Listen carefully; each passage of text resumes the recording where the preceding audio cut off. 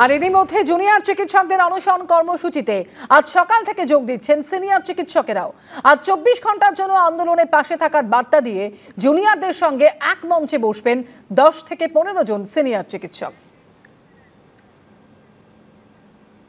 ধর্মতলার metro চ্যানেলে ন্যায় বিচারের দাবিতে জুনিয়র চিকিৎসকদের আমরণ অনশন 36 ঘন্টা অতিক্রান্ত করেছে। আর এরই মধ্যে সিনিয়র চিকিৎসকরা তাদেরকে সংহতি জানাতে অনশন করছেন এই মুহূর্তে তাদেরই সঙ্গে সেই একই অনশন মঞ্চে। আমরা কথা বলবো, আপনারা আজকে 24 ঘন্টার হাঙ্গার স্ট্রাইক এই যে তাদেরকে সংহতি জানাতে বসেছেন, কি দাবি?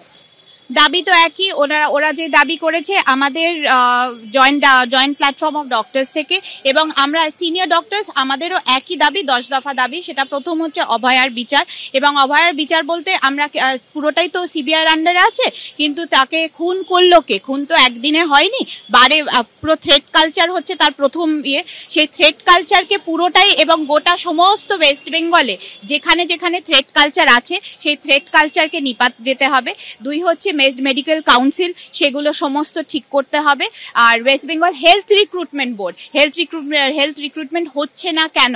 এই যে বারে বারে জুনিয়র ডক্টরদেরকে দায়ী করা হচ্ছে যে তারা কাজে না ফিরলে সিনিয়র ডক্টররা একা কমপ্লিট করতে পারছে না কাজ, সেটা কেন হবে? কেন হেলথ রিক্রুটমেন্ট হবে না? লাস্ট রিক্রুটমেন্ট হয়েছে কবে? এটাই আমাদের প্রশ্ন, এবং ওই 10 দফা দাবি আমরা কমপ্লিট করাতে চাই। এই যে সারাদিন ব্যাপী যে আপনারা অনশন করবেন, সেখানে কতজন যোগ দেবেন? এখানে প্রায় 10 থেকে 15 জন আমাদের সিনিয়র ডক্টরস আছেন। সিনিয়র চিকিৎসকদের আন্দোলনের প্রথম দিন থেকে সিনিয়র চিকিৎসকরা তাদের পাশে রয়েছে, কিন্তু দেখা গিয়েছিল কর্মবিরতি তোলার ক্ষেত্রে সিনিয়র চিকিৎসকরা বলেছিলেন যে হ্যাঁ, কর্মবিরতি তুলে নিলেও হয়। তারপরে তারা আমরণ অনশনে বসেছেন, এখন আপনারা অনশনের সমর্থনে বসেছেন।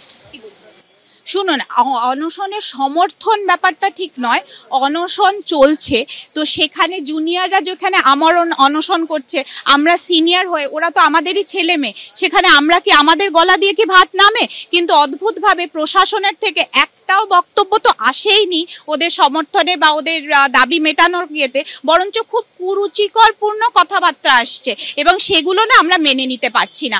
যদি আমাদের দিকে তাকিয়েও যদি মাননীয়া একটু ভাবেন এবং কিছু করেন, এবং আজকে এই রিলে অনশনে ওনার যদি কিছু চোখ না ফেরে, তাহলে আমরা এর থেকে আরো বেশি তীব্রতর আন্দোলন আমরাও করব। সিনিয়র চিকিৎসকদের আন্দোলনে বরাবর পাশে থেকেছে সিনিয়র চিকিৎসকেরা।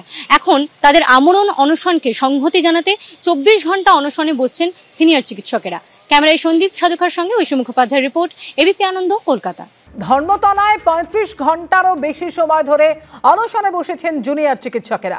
অনশন মঞ্চে সিসিটিভি লাগানোর পাশাপাশি দুটি এলইডি স্ক্রিনও লাগিয়েছেন জুনিয়র ডাক্তাররা। সেখানে অনশন মঞ্চের লাইভ স্ট্রিমিং দেখতে পাবেন সকলে। 10 দফা দাবি নিয়ে শনিবার রাত 8:30 থেকে আমরণ অনশন শুরু করেছেন 6 জুনিয়র ডাক্তার।